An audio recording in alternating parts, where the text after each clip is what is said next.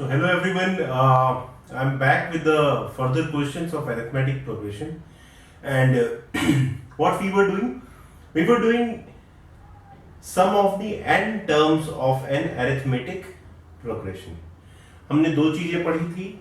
हमने पढ़ा था कि what is the sum of the n terms. We had found that it is n by 2 into 2a plus n minus 1 into d first of all. और हमने क्या पढ़ा था, या हम इसी को ऐसे लिख सकते थे, हम लिख सकते थे a plus n minus 1 into d. इसको हम क्या कहते हैं, इसको हम क्या कहते हैं, nth टर्म. ठीक है, और nth टर्म ही अगर लास्ट टर्म है, nth टर्म को ही अगर आप लास्ट टर्म कहते हैं, तो इसमें यदि n की वैल्यू लास्ट टर्म के बराबर आप रख देंगे, फाइनल टर्म के बराबर रख देंगे, तो ये क्या है, ये a प्लस l हो जाता है. तो आइए, based on these concepts we again start the examples of the arithmetic progression. हम कहां पे थे, हम थे एग्जाम्पल नंबर 13 पे. Now will be doing the example number 14 and the page number. So example 14 and the page number 110. उसने क्या पूछा है, उसने सबसे पहले पूछा है कि find out the sum of find the sum of number 1000 positive integers.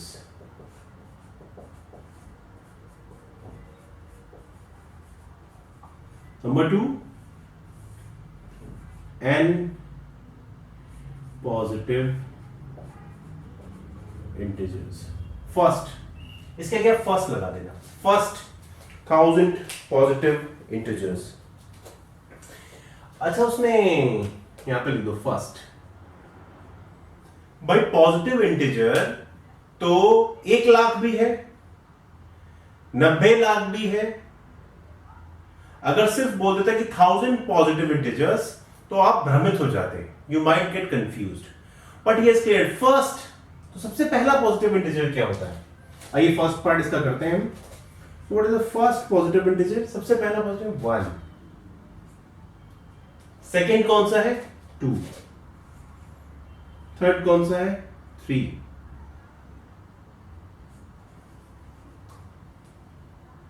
Does it make a AP, yes it makes an AP. सबका कॉमन डिफरेंस क्या है, 1 है. Okay, so what is the first term of this AP, first term of this AP is 1. What is the common difference? That is 1. Number of terms कितने हैं, पहला term क्या है, 1. तो 1000 क्या होगा, 1000th term. So number of terms क्या हो गया, 1000. फर्स्ट टर्म क्या है, 1. लास्ट टर्म क्या है, 1000.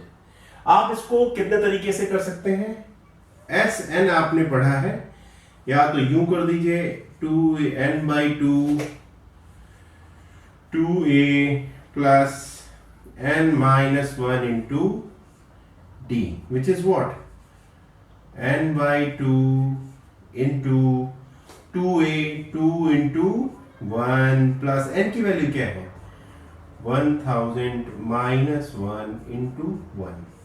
ठीक है, या आप यहां पे दीजिए value 1000 divided by 2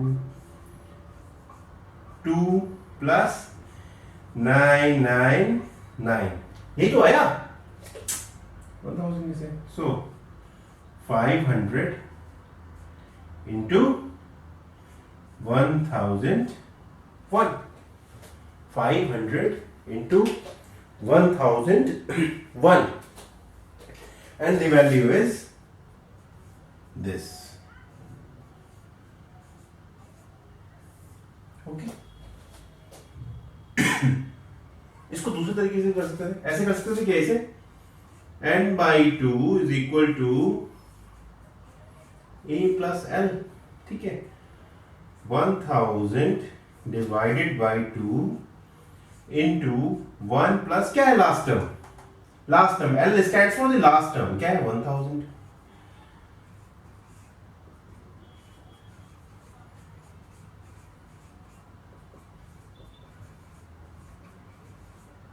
So answer would have been same in both of the ways. Answer would have been same into the both of the ways. आप दोनों तरीके से करते तो आपका आंसर यही आता है ना। आप दोनों तरीके से करेंगे तो आपका आंसर यही आएगा। चलिए इसका फर्स्ट पार्ट खत्म हुआ, इसके सेकंड पार्ट की बात कर लेते हैं। सेकंड पार्ट क्या कहता है सर? सेकंड पार्ट ये कहता है कि n positive integers, first n positive integers, यहां भी आप फर्स्ट लगा लो यार, वरना n पॉजिटिव इंटीजर कहीं से शुरू हो जाए। मैं तो जी 4 से शुरू करूंगा। तो खैर सेकेंड पार्ट में तो पहला टर्म क्या होगा, फर्स्ट 1 2 3। पॉजिटिव इंटीजर में तो कोई शक नहीं है ना आपको, पॉजिटिव इंटीजर 1 से शुरू होता है हमेशा, 2 3 4 5 कहीं तक चला जाओ ऐसे ही बढ़ेगा, ठीक है।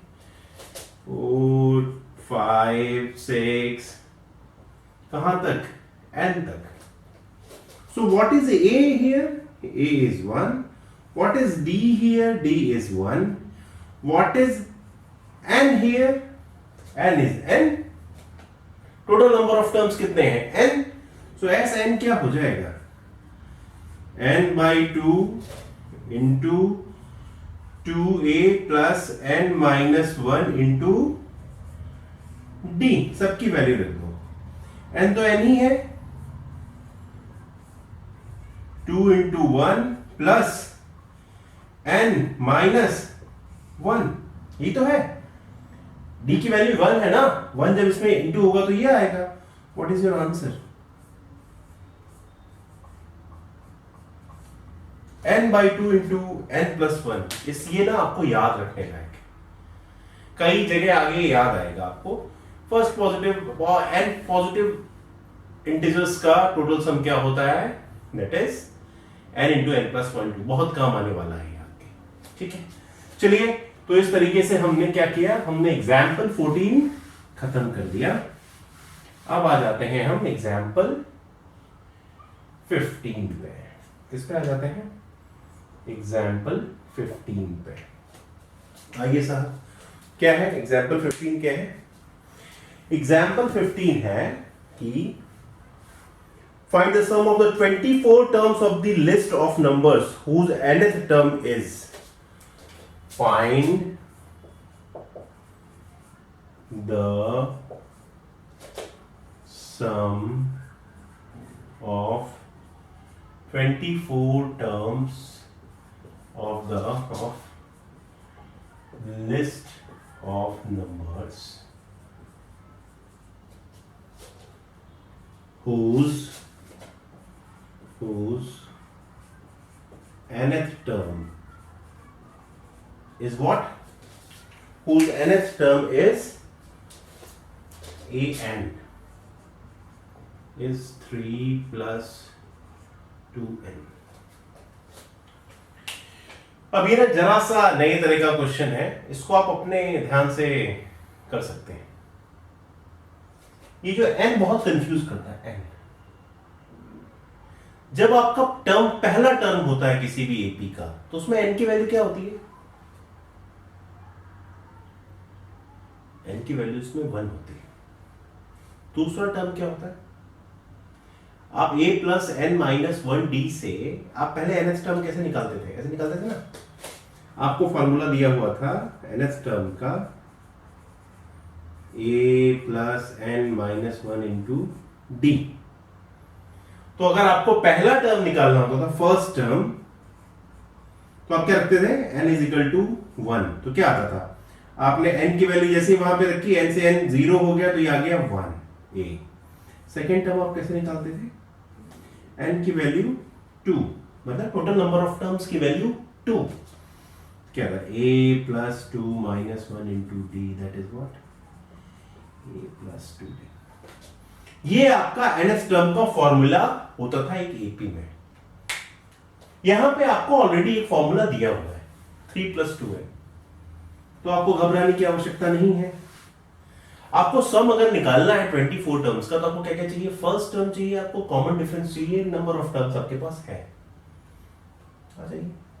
So the first term of the AP, first term, पहला टर्म अगर निकालना है तो n की वैल्यू 1 रख दो, तो क्या आएगा, putting n is equal to 1, ये क्या हो जाएगा, an प्लस सॉरी an क्या है, an है 3 plus 2 1, आपने n is equal to 1 रखा तो a1 3 plus 2 into 1 मतलब 5, पहला टर्म आ गया आपका 5। तो आपका जो AP का फर्स्ट टर्म है वो क्या है, 5। ठीक, सेकेंड टर्म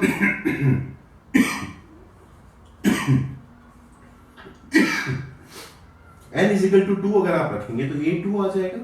ठीक है, क्या आएगा, 3 plus 2 into 2 is equal to 7। n is equal to 3 रख लीजिए जरा सा, a3 आएगा, क्या होगा ये, 3 plus 2 into 3, that will be 9। So is it forming an AP? Yes। मुझे सम निकालने का आपने बोल दिया, मैं ये तो चेक करूंगा कि भाई एपी बन रही है या नहीं बन रही है। एपी क्या होती है, जब दो सक्सेसिव टर्म्स में कॉमन डिफरेंस सेम आता जाए, तो इसके और इसके बीच में कितना है 2, इसके बीच में कितना है 2, आप फोर्थ टर्म में निकालोगे तो क्या आएगा, 3 plus 2 into 4 11, फिर से 2 का कॉमन डिफरेंस आ जाएगा, है ना। तो इसका मतलब ये एपी बन रही है। दूसरी बात, तो इसका कॉमन डिफरेंस क्या आ गया, कॉमन डिफरेंस आ गया 2। कॉमन डिफरेंस में +2 -2 लिखना शुरू कर दो, इससे आपको आसानी हो जाएगी, वरना कभी कभी गड़बड़ हो जाता है। ठीक है, सो सम ऑफ दी 24 टर्म्स, पहले फॉर्मूला जरूर लिख लेना, Sn क्या होता है, n/2 into 2a plus n-1 into d, क्या होता है, यही होता है ना formula, Sn is equal to n/2 into 2a plus n-1 into d, यही होता है ना भाई। तो S24 क्या हो जाएगा, n की वैल्यू आप 24 रख देंगे, 24/2 into 2 into a की वैल्यू क्या है 5 plus n-1 that is 24 - 1 into d क्या है 2, क्या आएगा यहां पे 12 बचेगा, सिर्फ 10 plus 23 into 2 that is 12 into 10 and 46 what 56 what 56। और जब आप इसकी इसमें गुणा करेंगे 12 6 जा 72 आया 7, 12 5 जा 60, यहां पे आएगा 7 to 67। So the answer is 672। Answer is 672। ठीक है, इस तरीके से हमने क्वेश्चन नंबर 15 को भी समाप्त कर दिया। अब हम क्या करेंगे, अब हम करेंगे क्वेश्चन नंबर 16 को। किसको करेंगे, क्वेश्चन नंबर 16 को।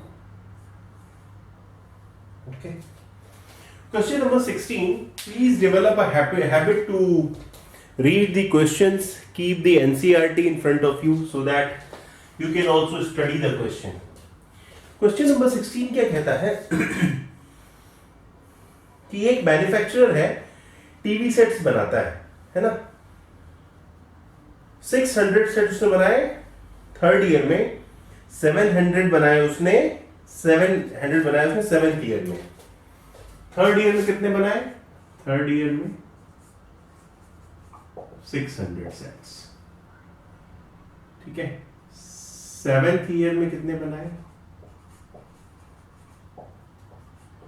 700 सेट्स। कितने बनाए? 700 sets. Okay. So assuming that the production increases uniformly by a fixed number every year, ये अज्यूम कर लो भाई आप कि ना production is increasing by a fixed number every year। हर साल जो प्रोडक्शन है ना वो सेम नंबर से बढ़ रहा है। ठीक है, सेम नंबर से बढ़ रहा है। तो आपको पहले ईयर में, 10वें ईयर में और 7 ईयर्स में आपको क्या निकालना है? सबसे पहली बात, प्रोडक्शन इन फर्स्ट ईयर, ठीक है, 10th year and total in 7 years. ठीक है ना, प्रोडक्शन।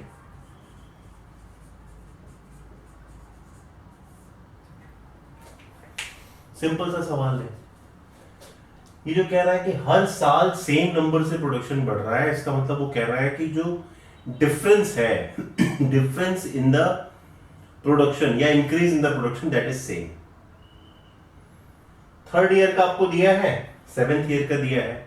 तो if it is an AP which it is looking like, because common difference is same and first term must be somewhere. So what is this? This is the third term. A3 is what? 600. A7 is what? 700.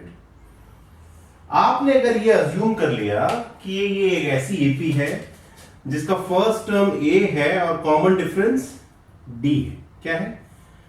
First term आप लिख देना है ना copy में, और common difference.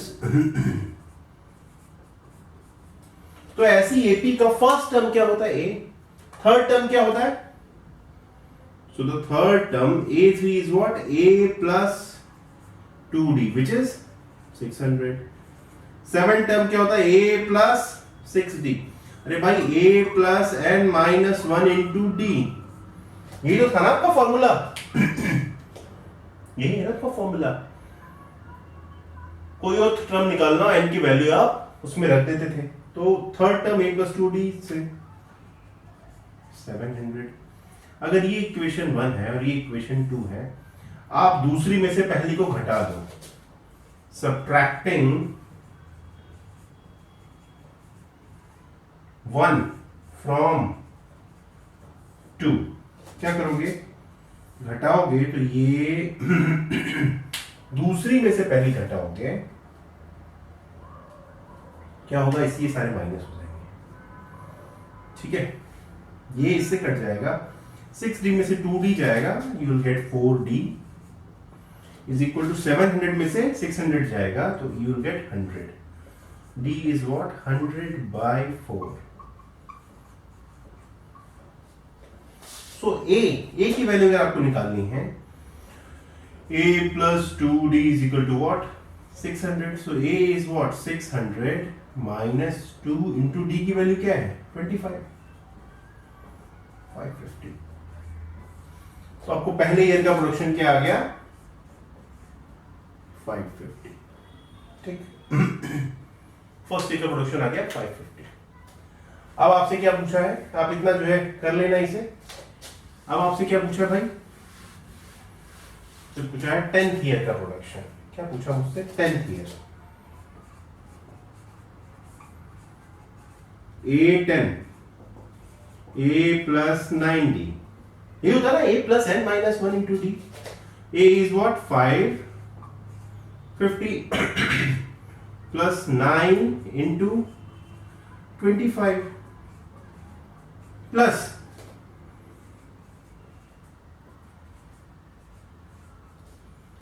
आ गया, A10 आ गया, ये आ गया 775 10th year production.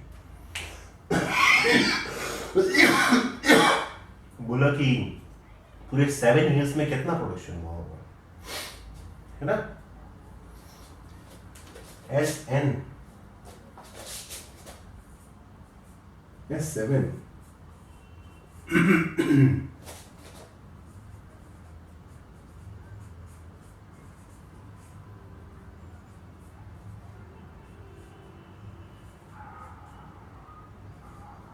समझ में आ रहा है ना भाई? Plus n minus 1 7 minus 1 6 into 25